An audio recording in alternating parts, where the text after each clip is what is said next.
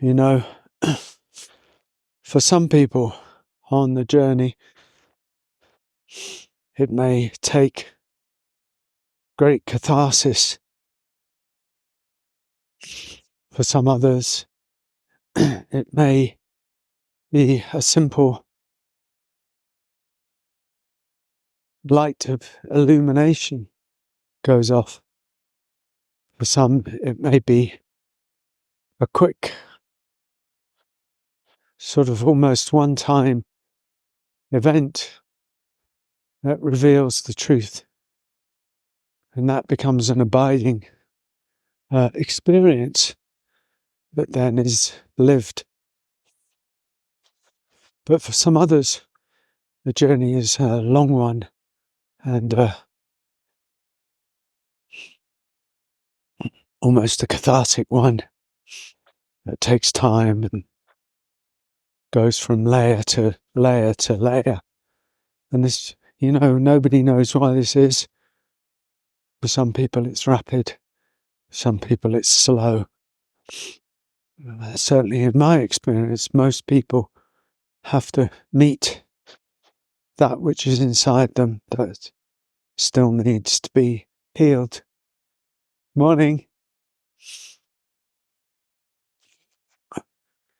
And so the journey goes deeper and deeper and deeper, even with the flash of illumination.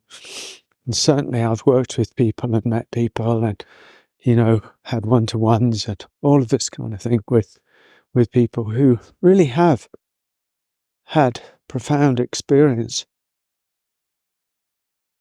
But then still there's the journey of what one might call integration or embodiment.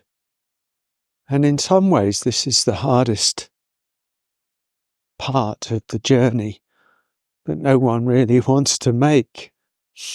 And why? Well, because it's painful for a start. But without integration, without embodiment, it's easy to get into the bypass mode. And I mean, not everybody carries trauma. Not everybody carries wounding. Not everybody has the same issues with the past. It's just not, it's not always the case. But most, some do. And in some ways I speak to those people because in some ways I was one of those people. And little realizing it on the journey, and when I stumbled into spirituality, which I didn't really expect, but just happened.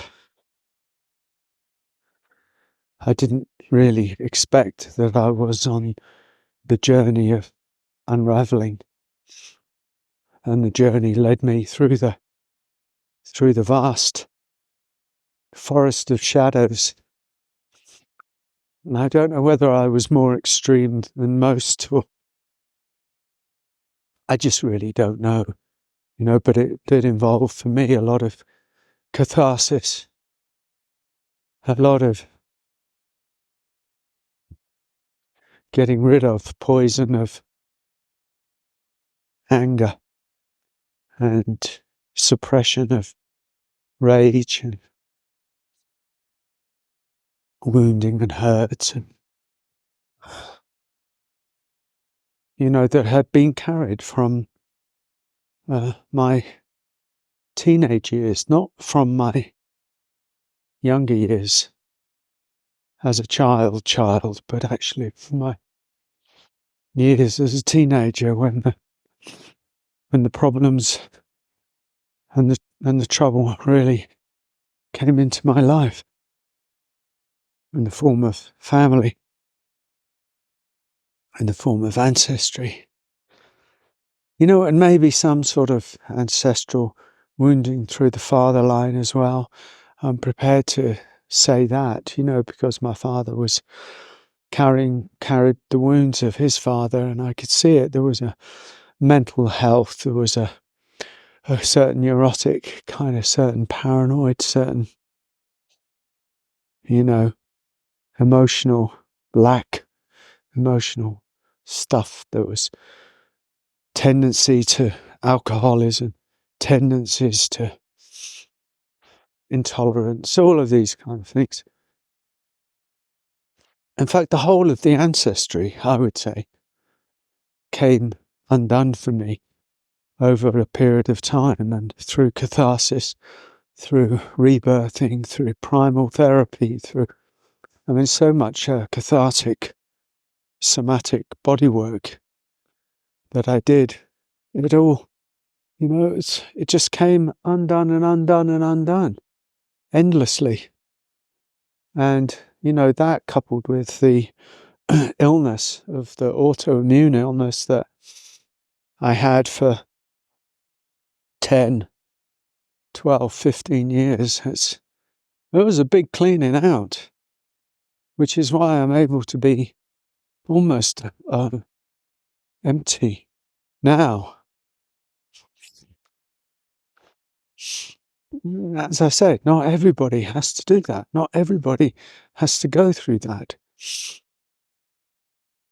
But a lot do. And it's tricky and it's tough because it's painful. And there's no formula for it. If there's anything that that will come out of this video, it's that you have to be prepared in a way to follow the hunch, follow the intuition, to follow the guide, to follow to follow what might be called the white rabbit in terms of the matrix. Come on. Follow the white rabbit wherever it may go. And that involves trusting that even though, hold on, there's a car. Trusting that even though it might seem like you're going down almost a blind alley or you don't know where it's going to go, you follow it anyway because something else is guiding you, almost apart from your own mind. Because the process of healing, the process of, let's call it awakening, or call it freedom, is not linear, has nothing much to do with the mind, has nothing much to do with the understanding. Understanding will get you a long way, but it won't take you all the way. Something else has to happen. Something has to come undone. And that's the name of the game, really. That's where the strategizing and the following the mentality won't always work. So there has to be a deeper following, a deeper trust. That's why I say the forest of shadows. Because you're going into the darkness almost.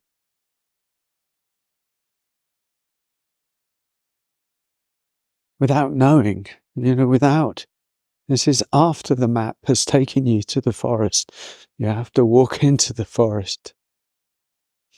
So each one is different. Each person is different. Each person has their own characteristic. Each one has their own karma.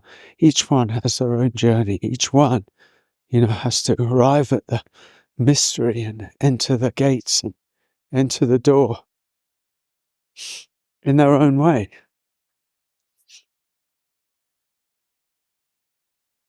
There's nothing much that can be done about that.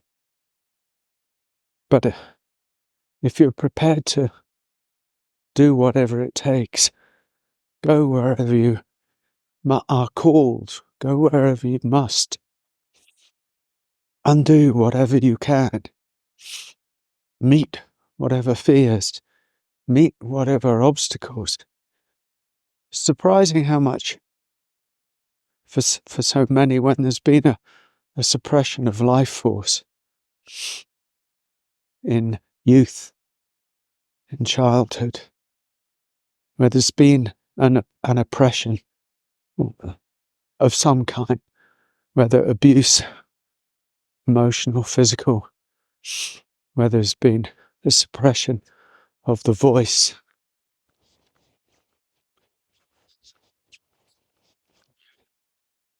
It's amazing how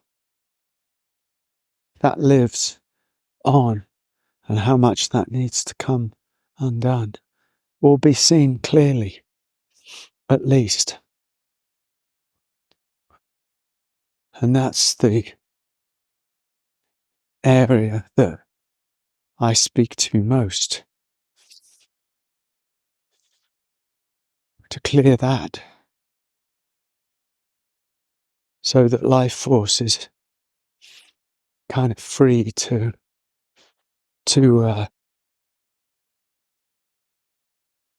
life force is free to flow again. But quite often, that which has been flocked in youth, in childhood, has a voice to it and has an energy in the physical energy system, in the emotional energy system. And that does have to be released, and that's why I speak of a kind of catharsis, to let that go, to be able to have a catalyst, a therapist, a group, a process or something, to be able to kind of get to that wound, get into it, and almost dig it out somehow. Usually involves the voice, usually involves the heat, usually involves a kind of reclaiming somehow of what was rightfully ours. This is the great thing about a kind of catharsis. It's our opportunity. It's a moment, almost, when we claim back what was taken from us in ignorance, in, unawareness, in lack of love. Doesn't matter what the reasons are. It's all about us claiming back. It's like, I remember it for me. It was like, wow, I have roared my way into freedom. I'm like, I can feel it now rising up when these things happen to me. No, kind of a guttural sort of wildness would come out. No, a roar. It's the roar that comes out, the roar of the wild animal, that has been suppressed and locked in a cage all its life. That's the roar. And sometimes, sometimes that needs to come out. There's nothing that can be done about it.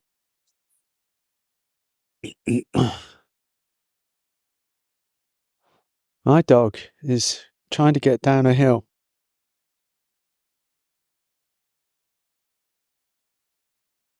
What exactly is going on?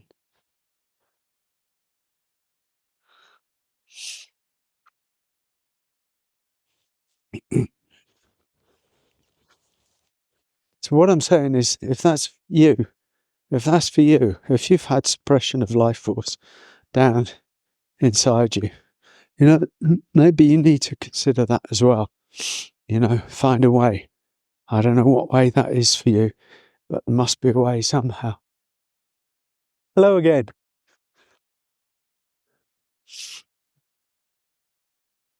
There's always ways. There's people there. And it might be soft, because I go the soft route now. But I go the soft route of intimacy because I've been through the wild route of giving expression to the no, to the anger, to the fury, to the fear, to the rage, to the suppression of life force. But it might not be the case for you. But, and maybe just us, in the way that we are now, in the field of energy that we're in now, it may be just that recognizing it, feeling it, within might be just enough, in which case that's beautiful. There's no need to do what doesn't have to be done. It's just whatever has to be done must be done, and whatever that involves, to be committed enough, to be absolutely committed enough to do it, regardless of how much it hurts. I always say this, don't I? Regardless of how much it hurts.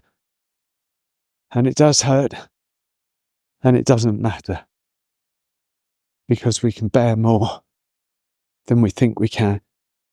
And the pain on the way out is nowhere near as painful as the pain on the way in.